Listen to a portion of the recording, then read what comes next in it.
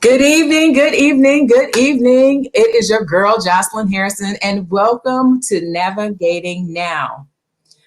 I felt so pressed to talk about the subject that we will be discussing tonight. And the first person that popped in my mind, in my thoughts, in my spirit was Christina Fitts. And tonight, let me tell you, we are going to be talking about navigating elder care in long-term care or assisted living facilities. Christina's going to make sure I use the correct terminology tonight. This is near and dear to my heart. I am the primary caregiver for my parents. And while we do not use a long-term care facility, I know that always has to be something that we have to consider. And so some of you may be at that point in your life where you have parents, guardians, close relatives that you have care for, that you have to make a decision on how to best navigate their long-term care due to various situations. And so I wanted to just talk about it. I wanted to get some facts out about it. I wanted to make sure that we are equipped with the information that we need to make good, sound judgments when we are trying to determine what kind of care we want for our parents. I will even say that my father had knee replacement surgery a few years ago, and they wanted him to be in a rehab facility, which is, short term, but we had to go and look at a couple of different places before we came to the one that we wanted. And when we found the one that we wanted, they put us in a room that was really not a good room. And so we really had to fight to make sure that he had what we felt was, he was in a good location, that it was clean. And so it's about advocating for your loved ones, but you need to have good information to do that. And so I want to introduce to you Miss Christina Fitts. Christina is near and dear to my heart. She is my line sister with Delta Sigma Theta Sorority Incorporated, Alpha Mu chapter, North Carolina A&T State University. But look, but even really beyond that, Christina has always been smart, has always been very thoughtful in what she does and the decisions that she makes. She is an entrepreneur. She is highly accomplished, but she's done so much in her young years. But right now, she has really been focusing as the founder and CEO of AJ Fitts Unlimited LLC. She's been focusing on her company. And it is a Baltimore-based healthcare services and long-term care company, serving seniors through her facilities such as a Perfect Fit Assisted Living. I love that name. Thank you. The former staffing industry executive, yes, she was, chose this path to fulfill a lifelong desire of creating enhanced living for the elderly and serve as an advocate for an underserved population. Recently, Christina has been honored as one of Maryland's top 100 women of 2021. And she actually received that in 2017 as well. And so I wanted to mention that because her bio is extensive, but I specifically wanted to mention that because that's 100 women out of a whole state. And it just goes to show that I know that one of the reasons she received that is because she is honest, she is ethical, she is a good steward over her business, and she is growing by leaps and bounds. And so I am just so thankful, Christina, that you could be here with us tonight to share with us your expertise. So welcome to Navigating Now. Well, Jocelyn, I can't tell you how much of an honor this is for so many reasons. And aside from the fact that this is an important subject and that you would want me to speak to it. It means so much to me. So it's an honor to be here. Thank you. Yes. So did I leave out anything from your bio that you want to mention? You pretty much got everything. And probably the only thing that I would mention is that I'm really proud to announce that my company, AJ Fitts Unlimited, also was awarded one of the top 100 minority businesses in Maryland, DC, and Virginia in 2019. So that's I'm Wow. proud of that too. Thank you. Oh, wow. That is awesome. That's what I'm telling you. This is a super businesswoman here. Yes, yes, yes, yes, yes. Yeah. I don't know how much you do this now, Christina, but I can definitely see you mentoring and coaching other women in starting up their businesses. So yeah, yeah, yeah. It's on the horizon, Jocelyn. Okay. Definitely All right. horizon. Okay. Okay. All right. I know you got a lot of stuff going on. I know you're doing a lot of stuff. You're doing a lot of stuff. But onto this subject, what really drew you to this industry? Oh, wow. That's a question that I answer probably differently every time someone asks me that question. But it's really got to be a personal thing or a personal experience that you've had. And I think that's what drives a lot of people to choose a path of advocacy or business, education, training. And my particular experience had to do with my upbringing. Even though I was born in Baltimore, I grew up in Warren County, North Carolina, and I was raised by my great aunt. Wonderful, loving, caring. And when she started to age, I was in college. And I was her sole heir, or I was like her child. Even though I have my mom and I have a great relationship, my circumstances were that I was raised by my great aunt. And when I was in school, I really struggled with whether or not I should take time out and go back and help her. And I apologize for the background noise, but what happened was she made it a point of saying, I don't want to live in a nursing home. I want to be at home when I age. And I heard that so early on. And I said, okay, I don't know what that means exactly. But she said, I want to be with people I love. I want to just be in the warmth embrace of my home, things that I'm familiar with.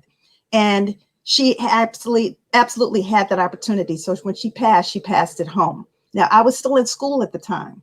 And this was a lot of responsibility thrust on me, but I felt like that was something that she had sort of charged me to do. And it was like, oh, okay, I don't know exactly what that meant, but that was really important. And a life lessons that she passed on to me, I said, well, maybe that's going to affect me one day. And it did. My mother then got sick and had to go into the hospital. And because we didn't know what, she had a mild stroke. And when she had this mild stroke, she really couldn't speak for herself. But Jocelyn, I tell you, they thought I worked at the hospital because I was sleeping in a room, and I was, the nurses would come in and they would say, what do you, I said, I've got it. I'm taking care of her. I'm doing everything. And not that I had a lot of that experience, but it was just that it was innate. It was something that I knew I had to do. So when you combine those experiences and something happens, it's almost like you're being drawn in and you're being called and you don't even know it. It's like an out of body experience. And I said, there's a deficit here. People want to stay at home when they age, if they possibly can, if they have the means. And if they're sick and they're in the hospital, they need somebody who can speak for them so that they can get the best care possible. And so when my business decided to take a turn in terms of the staffing industry, I pulled myself together and I said, what am I going to do now? Because I felt like I had fewer options, but I didn't really know exactly what my calling or what my talent or what my craft was going to be. And saw a home, thought it was cute. I wanted to flip it and, do some house flipping. And the spirit of that home said, nope, there's a purpose here. And today that purpose is a perfect fit. And I love it. And it's warm and it's inviting. And it's everything that probably my aunt had envisioned for somebody who could have that experience that she wanted to have or that she had. That's beautiful. That's beautiful. It is really out of need that inventions come forth, that innovations come forth, that great ideas come forth. And I'm just so glad that I'm not glad you necessarily had to experience that, but that was just all part of your journey to get you to where you are now. So you currently, I know you have one that you've been operating for some time now, but you have another one up and coming, correct? I do. On the forefront, an easy fit. I sort of kept it in the same naming. And I wanted to have something that really kind of spoke to, this is laid back, this is relaxing. I really want to create more of a spa environment or experience for people because, and I'm sure as we talk a little bit more, I'll explain how leaving your home or familiar settings is almost very traumatic. So the names came about saying, you know, hey, we're welcoming you into our home. We know that you're the perfect fit for us, for our family, for our new created family, our newly created. And an easy fit is the same thing. And I want it to be a thoughtless, you know, you don't have to put a lot of, you know, stress behind it. Make this an easy transition. Come on in and where you're going to be loved and we're going to take care of you because once you come in, by default, you're just a part of my family and there's nothing you can do about it. Yeah, yeah. Well, let's get into that. How I do want to know about some of how you operate personally as a business, but I guess my first question is, how does a person decide, or what are some of the things that a person should consider when trying to determine in-home care versus a long-term care facility? What are the things that you, in talking to your clients or people who have residents in your facilities, what are some of the things that they are looking at or considering?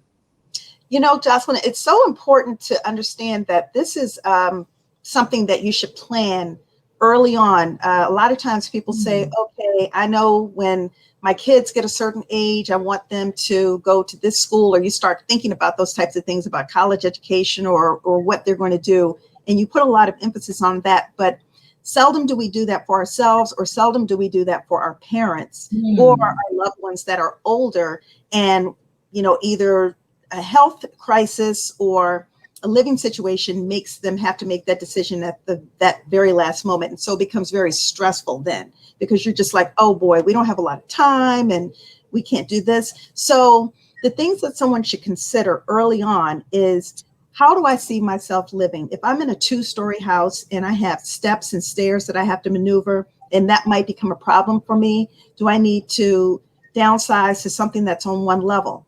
Or if I'm older and I don't have a lot of immediate family members, who am I going to depend on if something happens and I need to, you know, have that person work on my behalf to manage my affairs? So the key thing is early preparation, just like with anything. But typically the conversations that I have are families or individuals that come to me once that loved one has experienced some sort of health change, whether it's a cognitive change. And when I say cognitive, I'm talking about something that creates dementia, or even if it's early onset Alzheimer's, it's something that that person is probably not safe being on their own. And being on their own means not just because that they live alone, but taking medication on their own. They get very forgetful. They're going to overdose themselves, or they're not going to take their medication, and it throws everything off. They can't cook for themselves anymore. They have a microwave and they put something metal in the microwave, and then they're causing a fire hazard. So these are all the types of things that can happen. And I'm sure you've heard of people that have eloped. And elopement means that a person has left, or that they're out there on their own and they're confused, maybe driven somewhere and they've forgotten that they, you know this area, and all of a sudden they're confused and maybe they wander and someone finds them or something could happen. So there's so many vulnerable things that can happen to a person at this point. But the conversations usually take place where a person says, okay, mom can't live at home by herself anymore. And unfortunately, we live out of town. She can't live with us. She wants to be in a place where she's familiar. She wants to stay in her hometown. Or other siblings are all living their lives, and nobody is saying, okay, well, mom can come live with me. And maybe mom doesn't want to live with them. Mom says, I raised you and I'm not that crazy about you. So, you're not the one that I'm going to live with. You're not the one. And but it's usually that one child or that one family member. And I always refer to them as the one, because that one is the responsible person. And that one is the one who mom or dad has said, you're going to be responsible for me. I'm going to give everything over to you. I'm going to make you my power of attorney, and you're going to be my spokesperson. And what they need to consider is geography. Where's mom going to live? Is mom going to be able to afford these things? What do mom's finances look like? And also, is mom at a health stage where she can go into assisted living, or is mom a little bit more advanced that she needs to look at another form of long-term care? Or is mom okay to stay at home, and can we bring somebody in that can just see about mom on a daily basis? And that's called home health aides.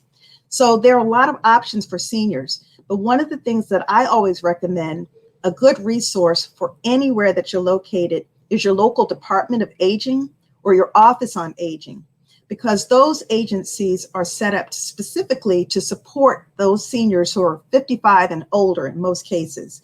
And they know all of the resources, and they share information with the state's Department of Health and Mental Hygiene.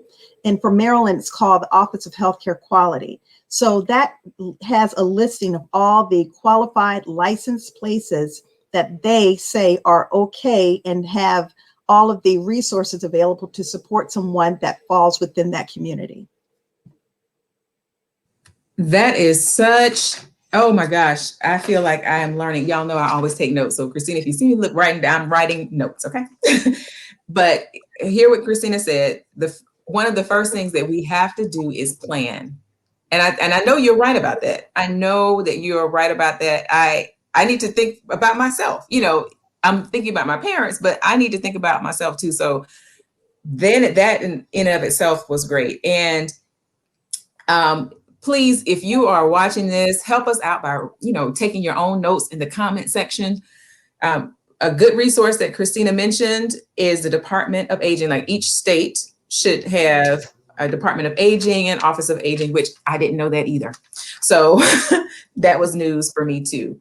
But she mentioned a lot of things, just how you see yourself living, even personally. Do you want to downsize? Does your parent or that guardian need to downsize? It depends on the range of their health, whether it's, you said cognitive. There's a health change, either cognitively or was there a second? Physically, yeah. And a lot of times, Jocelyn, I didn't want to cut you off, but the physical change oftentimes is what will drive someone to make an immediate decision. Because as you mentioned with your dad, and thank God, it was a knee replacement, and he knew that he had to have that short-term rehab available. Yeah.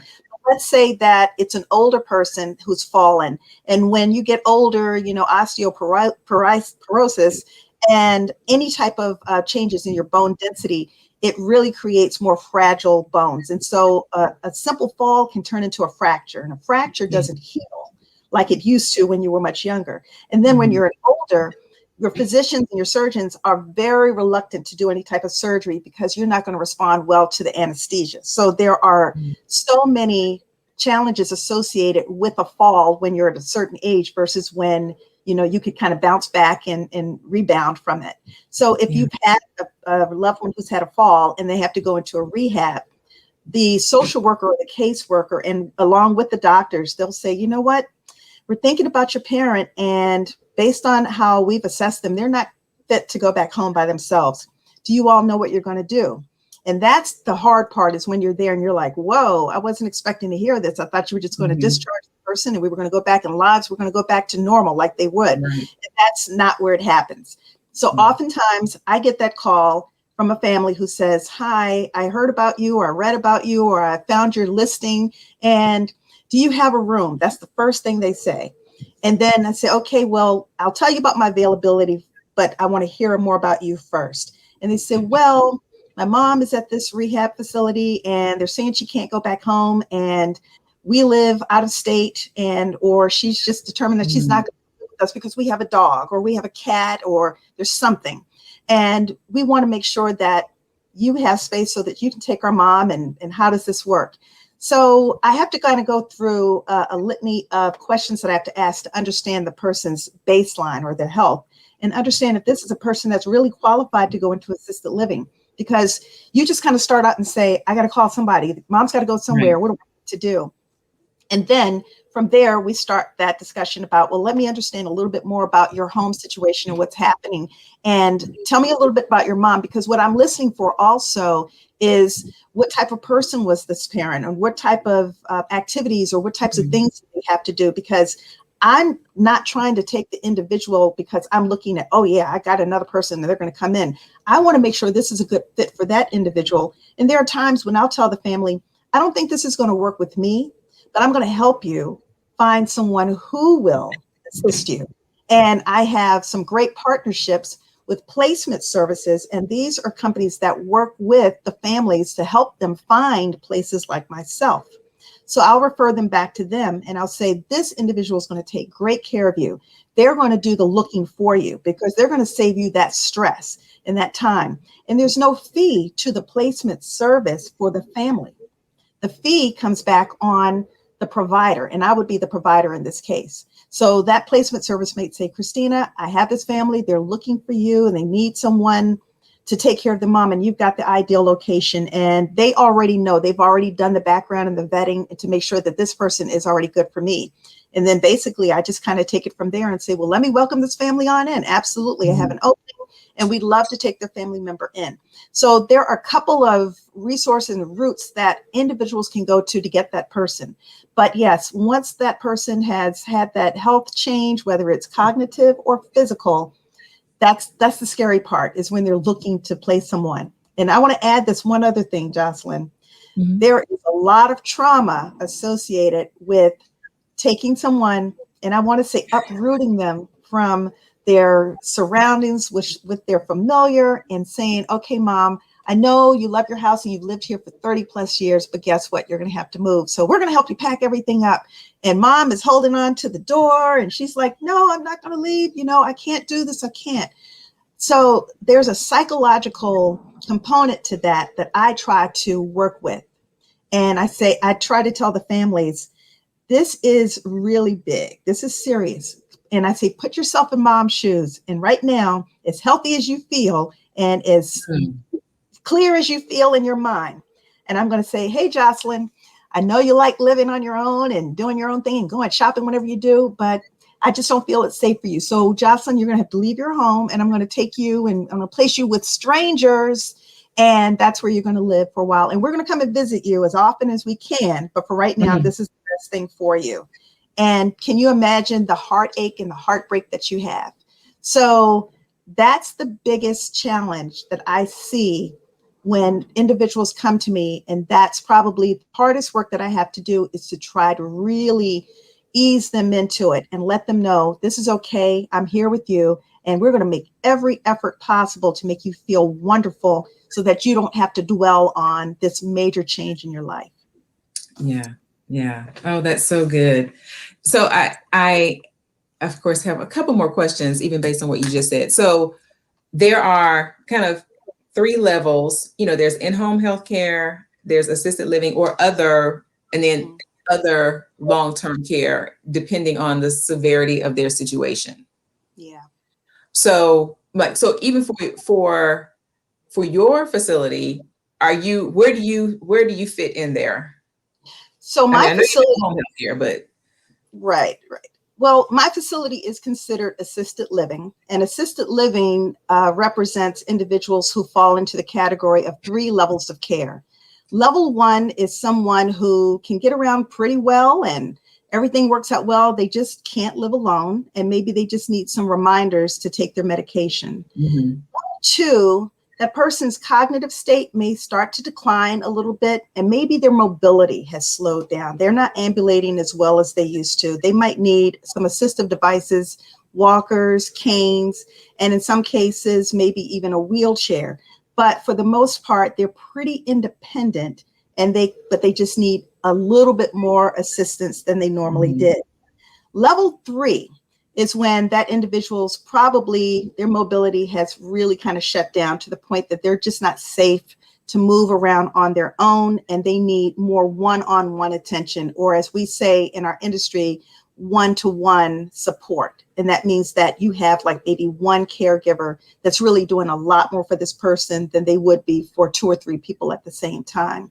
And that individual is still pretty active in a sense, in that we try to keep them active mentally and have them doing things and really promoting their independence, but they're not ready for the next phase, which is often a nursing home. And the difference between assisted living and a nursing home is what we call skilled nursing. Skilled nursing is an RN or an LPN or someone who can work with feeding tubes and work with individuals that have more chronic illnesses where they have to do a lot more for this person. They are skilled nurses in a facility where this person is still being cared for, but they're not so very ill or sick that they need to be in a hospital all the time. But it's more like a hospital environment with a little bit more, some activities and more visitation. But assisted living is truly for those individuals that are active and can get around. It's just that the difference is their living situation has created a moment where they just can't be at home anymore and they need that assistance. Okay. Well, that's a good, that really, that paints a good picture for me to know what's the main difference. So for a person then who has to make this decision, you know, I know first it's just the whole helping even that loved one with the trauma of having to move.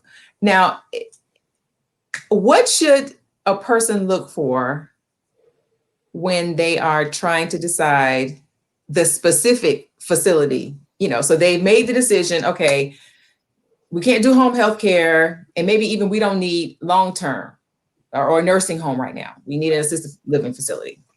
What are the things that they need to look for? And is there a difference? Have you seen a difference between maybe like smaller facilities over larger facilities? That's an excellent question, Jocelyn, because a lot of times when I talk about assisted living, I'm talking about the individual residence where it's a home that's been converted to create an assisted living environment or community for a smaller group of people. And when I say smaller group, a Perfect Fit is licensed for 5 people. An Easy Fit is licensed for 8 people. And then when I grow to my next level, I'll get one that's probably no more than 15. And the reason I'm doing it that way is because I like the intimacy of it. And I think that it allows us to give a little bit more individualized personal care. Now, on the other side of that, there are some amazing larger commercial assisted livings that are almost set up like an apartment complex. And they also allow you to age from different stages. So there is one stage that I regret that I forgot to announce, and that's called independent living. And that's where you might have a large complex and you can have an apartment or a senior living apartment. And that person can stay there by themselves. They can cook for themselves. They can bathe by themselves, but they're in a community of other people that are also living in that same lifestyle. Some of these larger complex assisted livings then let you graduate from one level to the next. So once you've gone from independent living and you need a little bit more care and somebody to watch you, you go to assisted living, where you have someone that's managing your medication and helping you with your activities of daily living. We call them the ADLs. And once they've graduated from assisted living, that complex may also have a nursing home facility on their complex as well, where you can go from that one to the nursing home. And that's like an all-in-one center. You usually have all your doctors, all your specialists, like your therapists, occupational health therapists. You can even have a salon on site and maybe some small boutiques and stores and things that you can do as a group. So it's really designed almost like, I guess you would call like a resort in a sense, where everybody just stays on the resort. They never have to leave the island, and they just enjoy one another and the camaraderie that goes with that. But what people should consider when they're looking for a place is definitely check the licensing. There are a lot of bad actors out here that will say, yeah, we have one, and maybe, they fall under the radar and people don't know that they're there, and maybe it's by word of mouth, and they're not licensed to take the individuals in. So you're really at risk of not knowing exactly if your loved one is being given the right care because they're not being regulated by that state or by that agency that oversees that long-term care facility. And once you've gotten your clarity in terms of this place is definitely licensed, then you just need to check out the surroundings and see, how do they live? I want to see a day in the life of what goes on here. What's your meal plan like? You know, how do you, the best one of all, and I invite everyone to do this, talk to the residents that are currently there, find out what their satisfaction level is and what brought them to the assisted living and what would make them want to stay. And if you get some really good feedback from them, take it one step further. Talk to the staff, because these are the people that are going to be talking and working with your loved one on a daily basis. And you really want to understand what are the hiring practices of that manager and what type of people do they employ?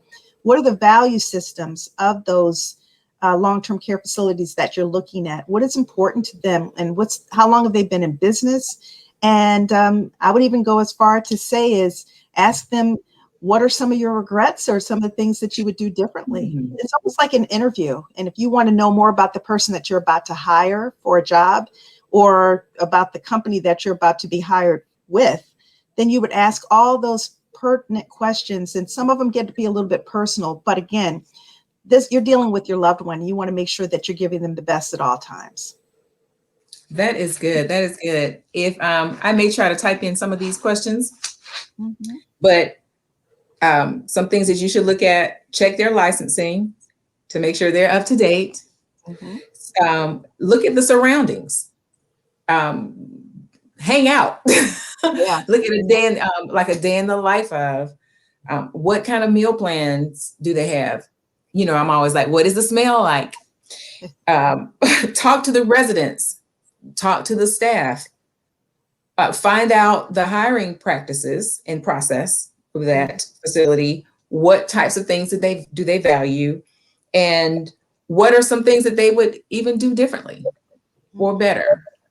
Yeah, that's good. I hope you all got that. I'll try to. If you don't get it all, we'll make sure we put those in the comments at some point. That's good. That's good. And I would venture to say that if someone doesn't seem forthcoming, like, trust your gut. If people are saying things that don't match with what you see, trust your gut and move to the next place. Yeah. Yeah. That's serious. Jocelyn, one of the things that I think is very interesting is that, you know, when you're going to talk to your residents, you just don't know what they're going to say. And I always say, you know what, go ahead and talk to this person, ask them a question. Now, I know personally that the person might not fully be there cognitively, but mm-hmm. I'm confident in, if they ask that individual a question, that person's just going to be very honest. And I want mm-hmm. them to see that. I don't want them to see me trying to hold back or, you know, let me lock the closet. I don't want you to, you know, I'm going to shove this person in the room because I don't want you to talk to them and get something. And mm-hmm. I would want to know that when I'm going to a facility that I'm looking at for my loved one, I would want them to say, I'm very transparent. I don't want to hide anything. I want to be very open, because again, this is where someone is going to be living, and you hope for a very long time, and yes. that their existence is going to be very pleasant while they're there. The great thing about it is I love the fact that my residents can advocate for themselves. So I'm very confident that if, you know, Mary checks on her mom, Cindy, and Cindy says, you know what, Mary, I didn't have a good day today because I felt this was happening. And then Mary calls me and says, Christina, my mom didn't have a good day. And I'm like, I'm sorry to hear that. I want to talk about it. Let's find out what's going on. You know, let me understand what's happening. I have an open door policy. And I think that's what every owner of a long-term care facility should have, because if you give off this impression that you're holding back something or you're hiding something, then yes. that's going to bring that trust factor with you and that family and with that resident. Yeah. Yeah. Okay. So along those veins, then, what are some red flags that if people see them, they should be like, oh no, danger? Besides, okay, we know we have if the person does not seem open to answering your questions. I know that's one. What else should we look for? I mean, we want to look for the good things, but we really want to make sure we can see the red flags that may jump out at us. You picked up on it earlier, Jocelyn. It's like, you want to do the smell test. And when you go in, you really want to smell that it's fresh and it doesn't harbor any of those odors that can kind of linger because, when we're older, things happen, we're incontinent and it's a bevy of things that can happen. So you really want to check the surroundings. And when I say the surroundings, I mean of the physical plant. And that's what we call a home or a facility. You call it the physical plant. So you want to look for how they maintain their home and that there are no leaks or that they don't seem to have any kind of infestation from any type of any type of infestation, and that they're really managing their home or their facility as they would if you want the best person to come through and visit you. The other red flags are if the owner just isn't available, if they've passed you off to someone else to give a tour and that person's not really in charge. To me, that says that the owner doesn't really care as much as they should about who's coming into their home. So I conduct all of my tours. Nobody's ever conducted a tour but me, because who knows me or my business better than I do? And I feel that important about every single person that comes in. And again, if you see that the staff seem to have a poor attitude, or if you notice things that just don't seem right, those are simply some real indicators that something's not right clear. But you can also try to find what their social media presence is and whether or not they have ratings, because there are companies that take the profiles of these long-term care facilities and they post them, especially the placement services I was telling you about, and they will do a profile and they'll have the testimonials up there. Just like you're doing with an interview, you should be able to ask if there are any references or anybody that I can speak with. But the main drivers are your instinct, which you can visually see. And if you look at the individuals that are in that home, or if you can look at the staff, and if you see things that just make you feel like these people just don't look happy, they don't look like they're enjoying life, or they just don't seem like they want to be here. Sometimes those are the things that should tell you that, yeah, this just isn't the home that I want my mom or my dad to be in. Yeah, that's good. That's good. So, Christina, how did you handle COVID-19? What was that like for you? Oh, Lord. I think once I got over the initial shock of, oh my God, we're in a pandemic. I just never thought I'd see that in my lifetime. I then had to shake myself out of it and snap out of it and say, okay, get to work. What are you going to do? And my first instinct thought about survival for me, my family. And when I say my family also includes my assisted living family. And so what do I need to do to protect them? So immediately I issued a non-visitation order that I spoke to the families, letting them know that as of, I think it was March 12th of 2020, no one can come into the facility anymore.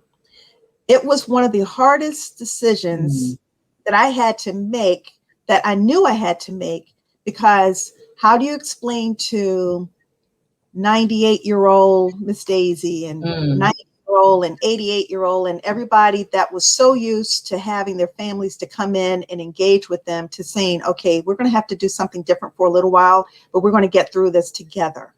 And I saw the depression set in, and I saw the isolation. But what I could say is that I had the most resilient and wonderful staff a person could have, because we had a discussion. And see, when you're not only thinking about your survival and the survival of your residents, but see, I can't take care of them all by myself. And I had to ask my staff, I said, I value you more than you think. If you want to cut out now and say you don't want to come back in and out because of the fact that, we're just uncertain as to what's going to happen, I get it. But if you're with me, I'm going to do everything I can to keep you all safe. And I'm asking you all to do the same thing with me and for our residents. And they were 100% committed.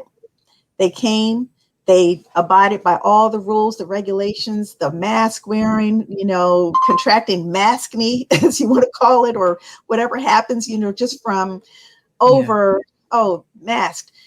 And then we had the wonderful opportunity to get the vaccine. And I rallied my staff, and it was still wow, that was a hard discussion, because for me, I was just like, well, do I want to get the vaccine? It's so uncertain, and I don't know about it right now. And, I got to weigh the odds. So I said, I'm going to take the first step. And I went to get the vaccine because of my healthcare status or healthcare worker status. I was able to get it.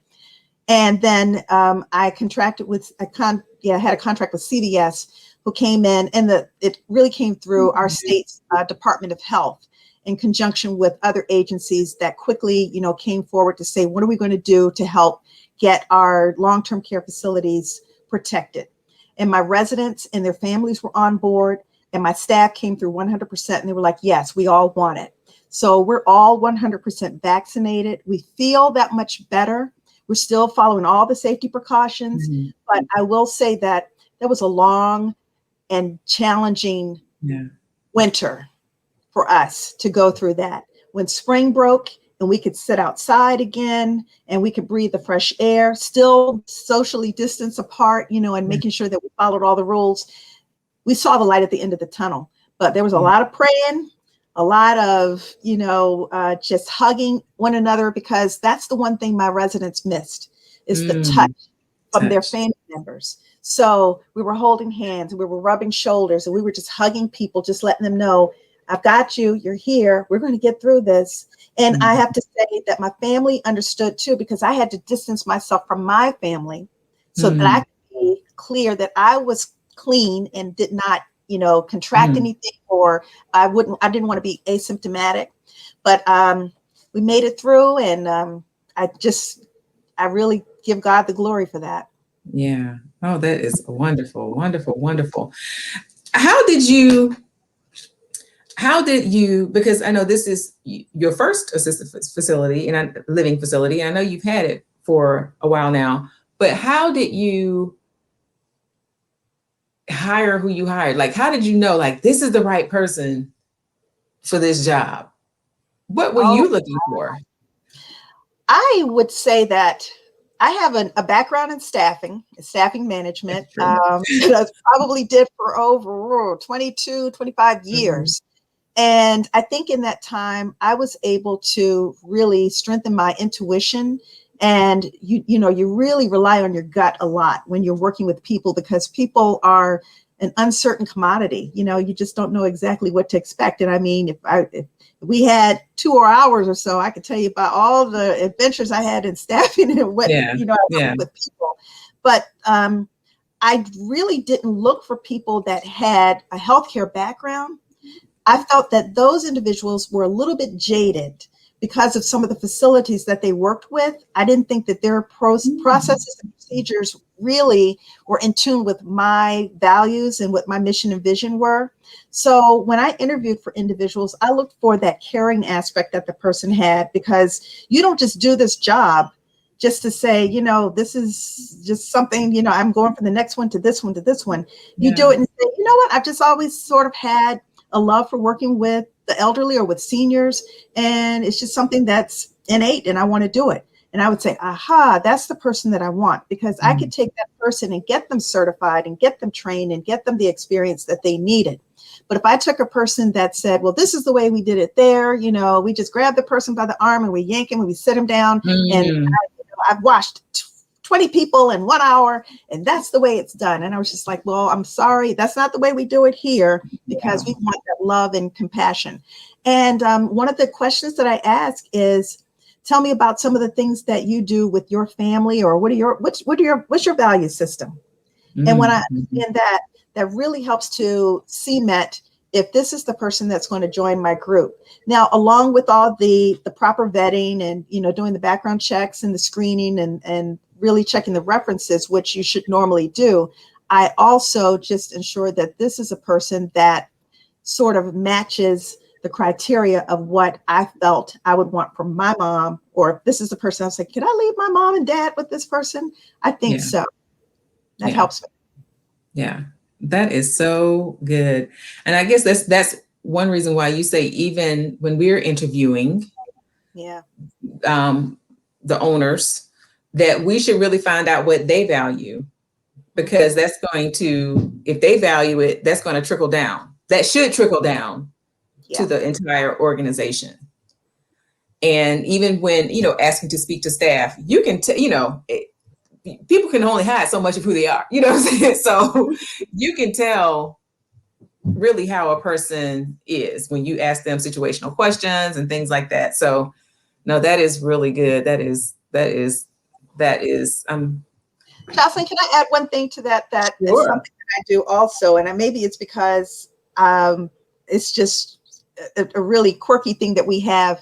And I had one gentleman that was in my assisted living, and unfortunately, he passed in 2019.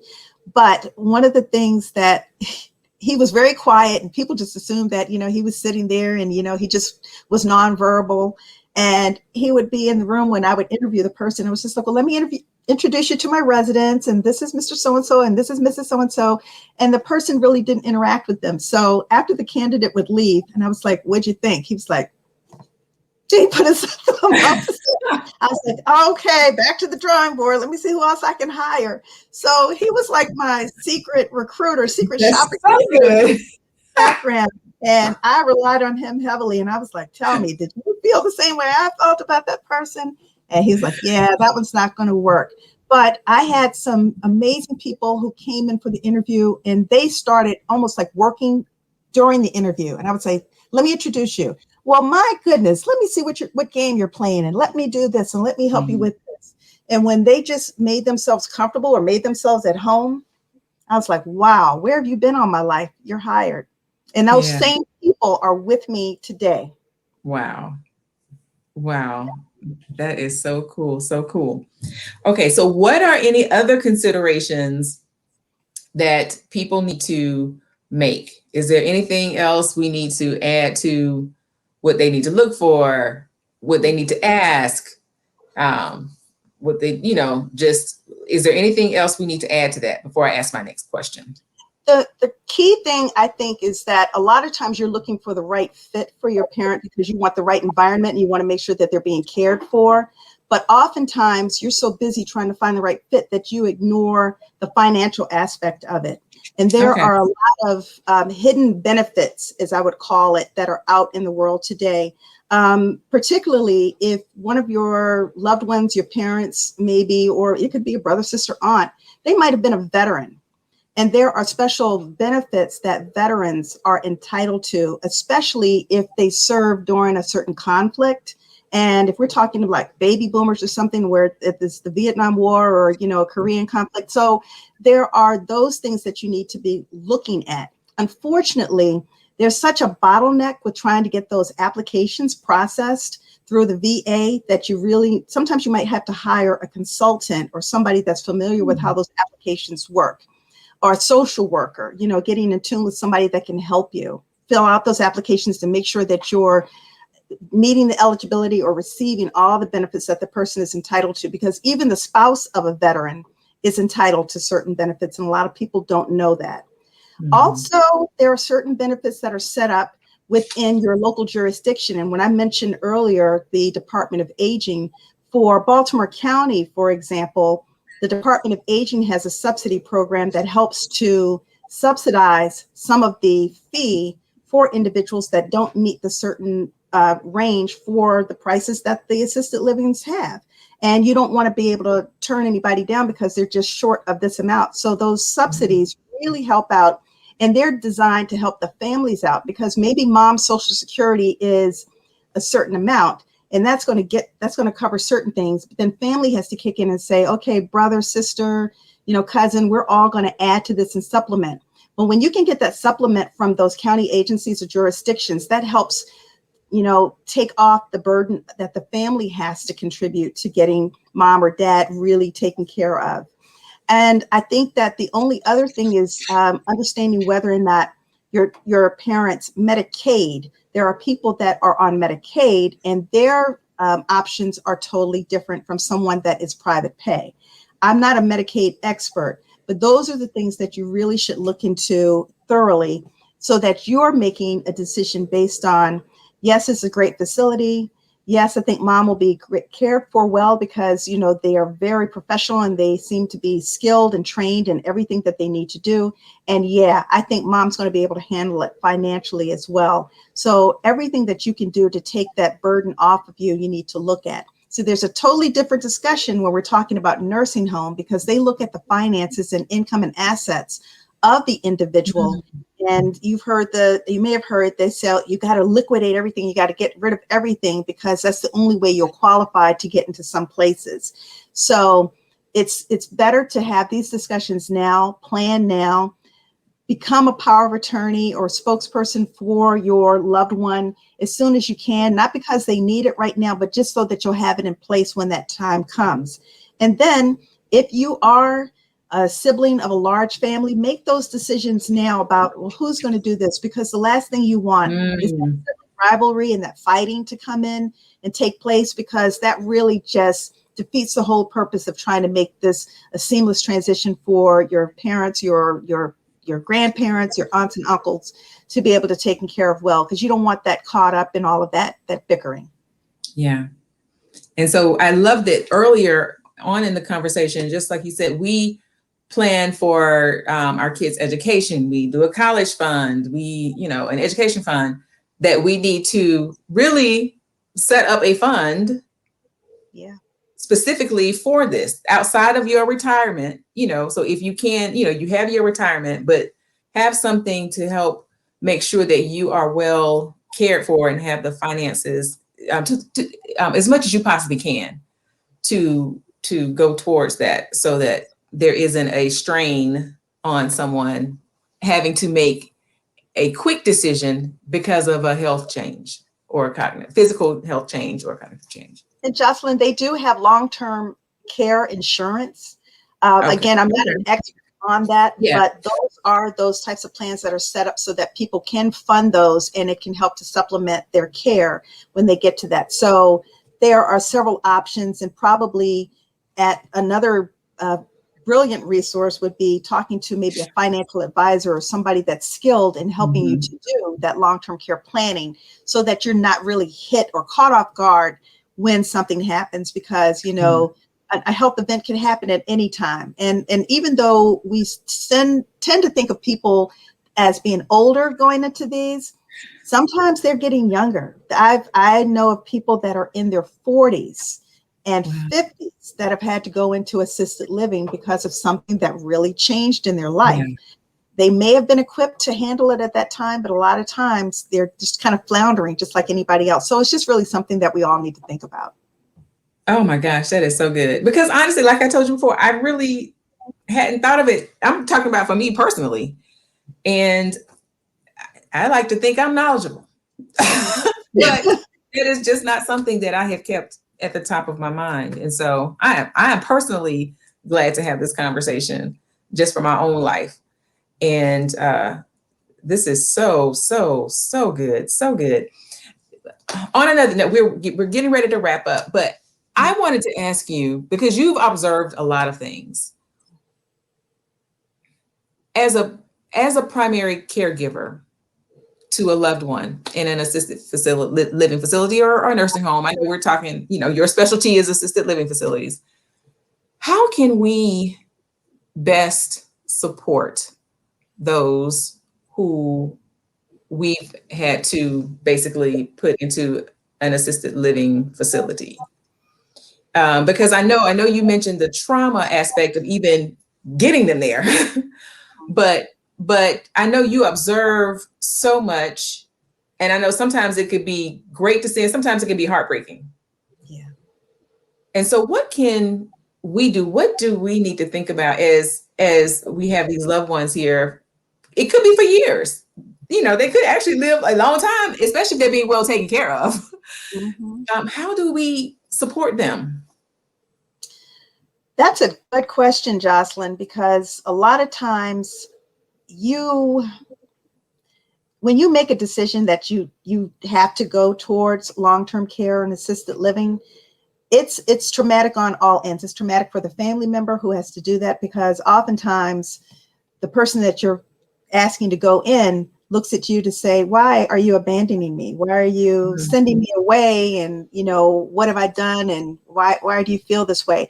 And I think what's really critical is being there and really being there as much as you can or possibly can. But this is a time when you have to pull on your village.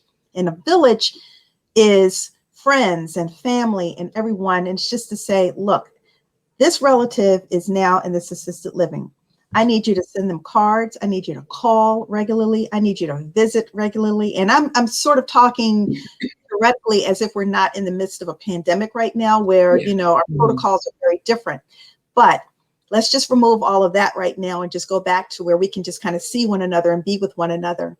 I need the families to understand how important it is for them to be visible and to be in their person's life, because the abandonment fear is really great with individuals that are going somewhere out of their, it's just a new thing for them. And they're just not comfortable. They're not with a group of people that they know, and everyone's a stranger for them right now. So they need a smooth and seamless transition into making that. So as much as possible, they need to see familiar faces. They need to see familiar things. But when they move in, here's the major thing that needs to happen. Bring the items that are key to them. I have a perfect example. I have a new resident that just came in, and she is just amazing, but so is her family. And they decorated her room. And I went ahead and I said, well, what's her favorite color? And they were just like, well, she likes this kind of off yellowish, limeish. And I said, okay. So I'm at, Lowe's trying to find this paint so I could paint her room so that when she came in, she knew that we had her in mind. So this is her room. Then they brought in her paintings. I had artwork in there too, but they brought in things that she wanted to see. And I said, well, what's next? They said, well, we're going to bring the curtains and we're going to change the drapes. And I was just like, that's a good idea. I said, you're giving me some ideas of how I want to do the whole house. I want her to feel, and I want everyone to feel as if that's their home. So that goes back to looking at the individual facility and saying, what are you going to do to help? How are we going to work together to make this smooth? And that's where it has to be a collaborative effort. So the best thing I can say for the families and for the loved ones, for anybody, is maintain those communication ties. Make sure that you're really over communicating with your loved ones so that they don't feel left out. Make sure that they have every access available to get to you and to anybody else that they need to, and almost make sure they're showered with so much affection that they're just, oh, okay, no more visitors, I just need to rest, give me a break so I can get back. Let them do that in the beginning to let them settle in. And then once they've settled in, then let us kind of help out, and take things and make that person feel wonderful. Another thing that helps is that the facility should have an active or a very good activity program. I hate that the pandemic has stopped a lot of our activities, because we used to go to our local senior center regularly. We'd go 3 times a week. It was excellent socialization. They have activities and crafts and programs and dance classes and exercise and everything that a person could want to do. So again, having those distractions or having a purpose gives that person something good to feel about. So those are the main things. But I do have to say this: therapy is not a bad thing. If you are, sending your loved one off and you feel certain guilt or you certain angst about it, it's a good thing to talk to a therapist, because that's going to help you to cope, and then you'll be stronger for your loved one that's in the facility as well. That is so good. Just to recap some of that, definitely make sure that you over communicate. They're going to be dealing with abandonment fears around that. And so it is great to enlist a tribe and a village to help with that. And so what have you seen some people do that may not live in the state or remote? Their parent doesn't want to come to Atlanta. They want to stay in Maryland, or you live, I don't know, in Philly, which is not as far, but still it's not like you can come every week even to see them. Zoom. Oh my goodness. It really has been a godsend. And I would have to say that it's been a great connecting tool for individuals who probably might not have seen that relative for a while anyway, because they lived out of state. So having Zoom at your access and being able to provide that, it just means so much. So we really, really push that and make sure that our local families know. I said, if you have extended family members that are in another place, and I said, remember, we have Zoom, so it's nothing for us to set that out. Just let us schedule it, and we can put them together. So we do a lot of that. And as I mentioned, one of my residents, she feels like my relative, just had her 99th birthday, and they gave her a great big Zoom party. And it took 2 days, first of all, because she had so many people, the first one, that she had to send over to the next Love day. it. And I was like, oh, Miss Daisy, you are so popular. And so then, when she was showered with all these cards, I wish I could send you the video, but in another case, when we were probably at the height of it, and it was in April of last year, my residents' family members came outside, and they were standing in the rain, and they were all holding signs with their umbrellas. And it was like 15, 18 people outside, and she didn't know that they were coming. So I wheeled her onto the porch, and to see all of them out there, you need a box of Kleenex after that one was over. And they were all just out there with their signs, with their umbrellas, and they were saying happy birthday. And she saw her grandchildren, her great grandchildren, her nieces, her nephews. It was amazing. So yeah, even if you can't get there by, standing outside and holding up a sign, Zoom is so accessible and it works well. That is beautiful. That is beautiful, beautiful, beautiful. I keep coming up with questions. Okay, I'm going to ask this last question. What if someone is watching this and they're saying, I love Christina's story. I have had something like this in my heart, but I just haven't been sure where to start. I, would love to own an assisted living facility, home, or whatever you want to call it. What are some of the first couple of steps they should do? Okay, this first step I would probably say is do some real soul searching, because this isn't something that you just start and then you walk away from it. It becomes a lifestyle for you. I live and breathe this. And I honestly feel, Jocelyn, that this was a calling for me, although I didn't know that it was a calling for me, because I felt the most bliss and happiness now that I've been doing this than anything that I've done in my career. So I can honestly say that. But the main thing is, and because the licensing and regulations vary from state to state and even from county and, jurisdictions, that you want to start by doing some internet research and finding out what the laws and the rules and regulations are for you. So Maryland has what we call the COMAR, and it's basically the code of the Maryland Administrative Records that we use, and it tells you what the rules if you were opening a restaurant or if you were going to, open any type of store.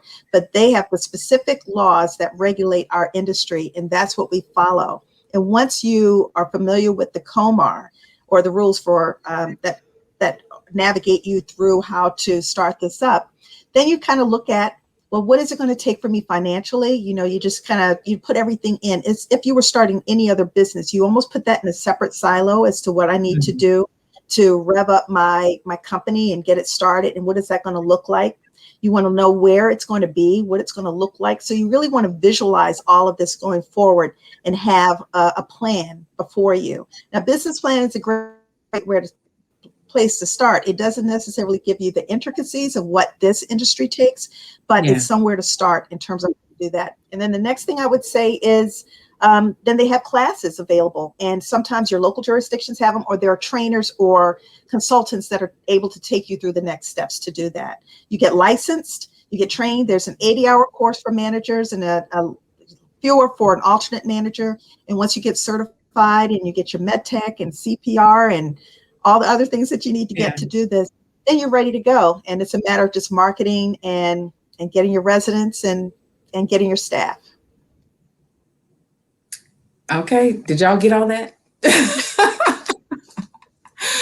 Okay. So if someone wants to get in touch with you because maybe they're interested and wanted to just maybe talk to you briefly, or if, because I know you do a lot of speaking and teaching and all of that, if someone wanted to have you come and speak to their organization, how would they get in touch with you?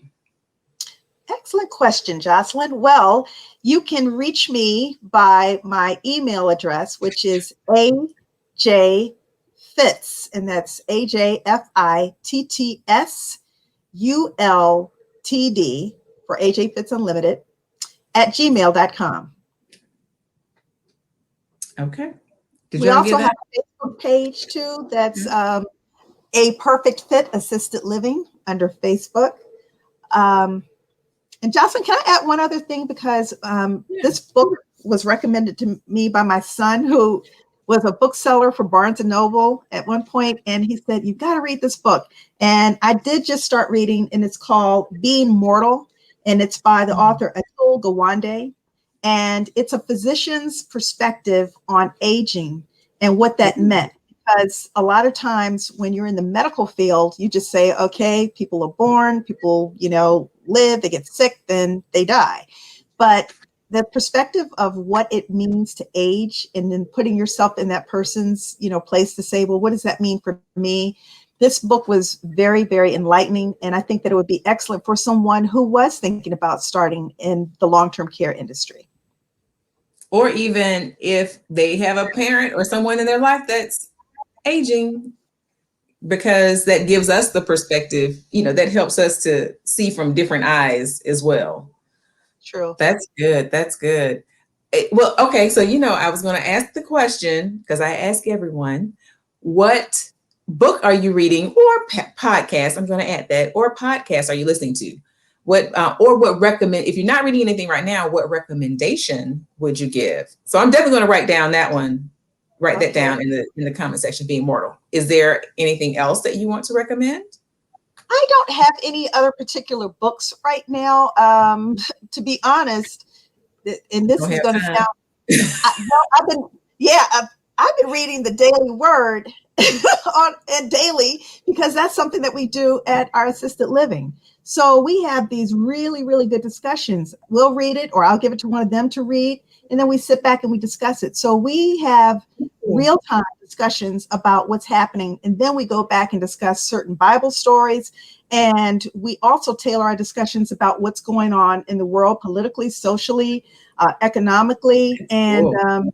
and we follow. And like for Black History Month, oh my gosh, when you talk to people who lived through a certain era, and you hear it from you're witnessing history just by talking Mm. to them, and to understand that. When I asked Miss Daisy, I said, what do you know about this? She said, well, my grandfather was a slave. I said, your grandfather was a slave?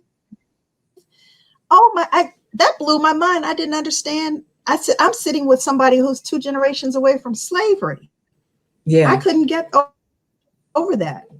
Now, did you happen to And videotape people who anything? fought and who marched, and I did. Oh my goodness. Yeah, I videotaped that conversation. And Oh, I good. videotape a lot of the things that we talk about because I want to be able to go back and say, I remember when we had this discussion.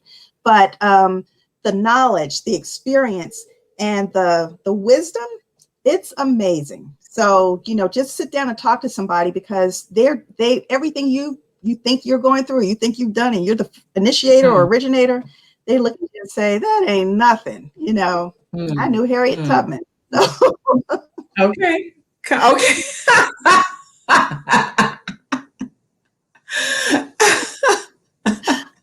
that's not true, but I'm just saying you just get anecdotal type things that you get from them, and it's really real. It's good.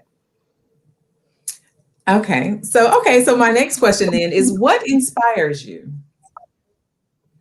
Ooh, loyalty and support. I have My family works with me in the business, and when I say my family, my mother works with me in my business. And my mother just turned 80, and my dad just turned 87. And they come and they help me. And it's cute because they're like, well, let me help you with the seniors. And I'm just like, but y'all are seniors too. And so, but it's amazing because I love it it. gives them purpose and they love it and they help. Yes. I mean, when I say I rely on them, Jocelyn, I really rely on them.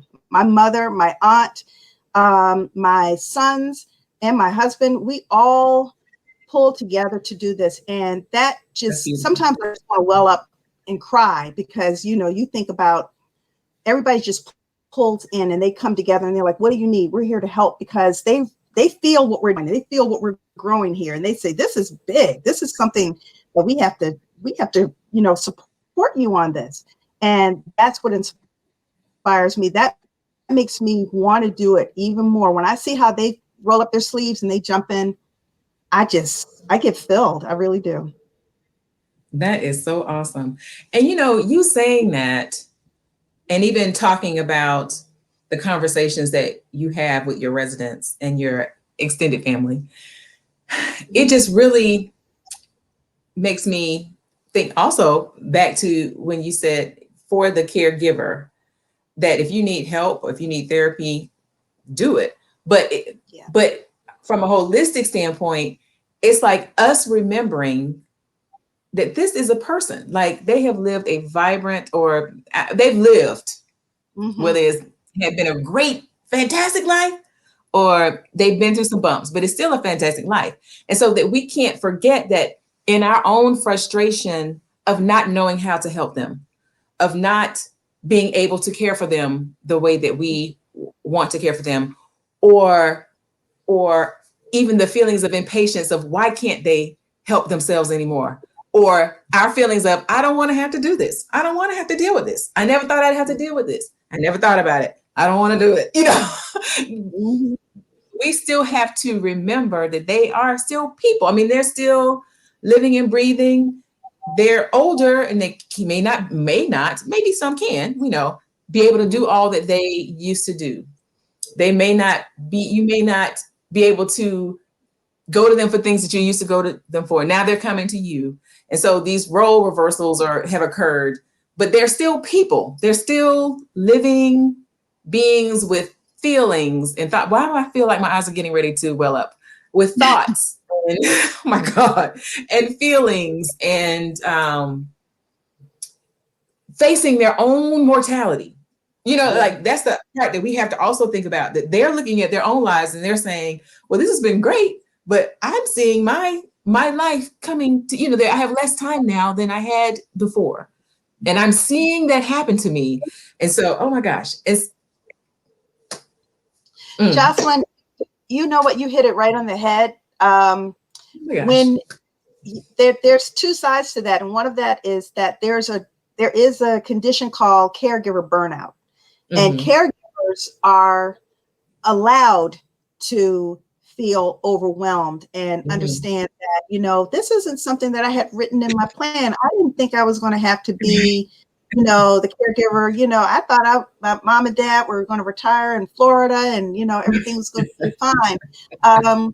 So it's these uncertain circumstances that you're hit with. And that's why I said therapy is really good, because Mm-hmm. you want to be able to be your best self, because if you're not your best self, then you really can't be any good to anybody else. You also need to understand that your loved one, or they also contend with a sense of guilt because they Mm-hmm. feel as if I didn't want to have to burden this Yeah. person. I feel like I'm a burden. I feel like I'm in the way. And that's where we come into play. No, you're not in the way. It's just that life circumstances have created that you just can't live with this person anymore, but you're going to live with us and we're going to make it great and we're going to do this for you. So we're that supplement and you should lean on us. And oftentimes I will tell that family member, which I said, I call them the one, because they are Mm-hmm. the only one Yeah. that usually deals with that, their loved one. I'll say, you know what? Take a break. Get somebody else to come and do this. You know, why don't you go and do something for yourself Mm-hmm. for a little bit? Because you need to, and that you need to regenerate and rejuvenate yourself Yeah. so that you can be better.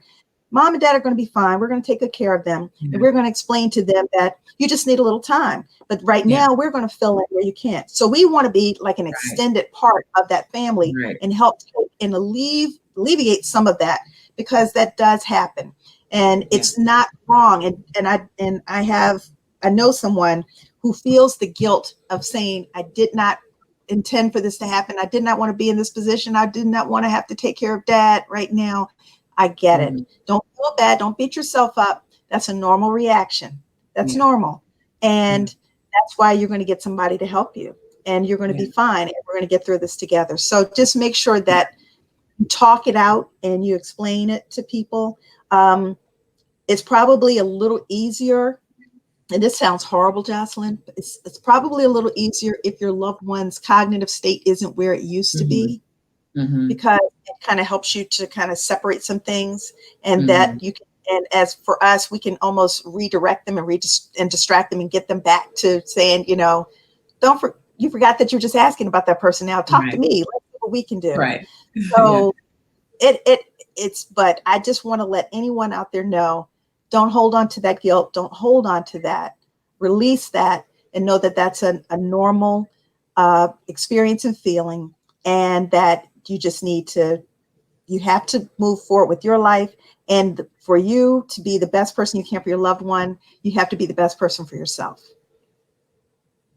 Amen. Amen. Do you have anything else? I think that's a great place to leave it. But if you have anything else you want to say, you can. But that, amen. I just want to say, I really want to say this to the young people. When I say the young people, I'm talking about those generations of the kids, the grandkids, because we don't have family units. We don't have family reunions like we used to, and people don't connect. I want to urge our young people to talk to the older people in your family. Get that wisdom, get that knowledge, that understanding, and realize that they were your age at one time. And yeah, they used to go and hang out in clubs and dance. It may not have been the same type of club. It might have been, the Cotton Club in Harlem, but it was, they lived, they were young, they were vibrant, they did things, they had experiences, and just talk to them.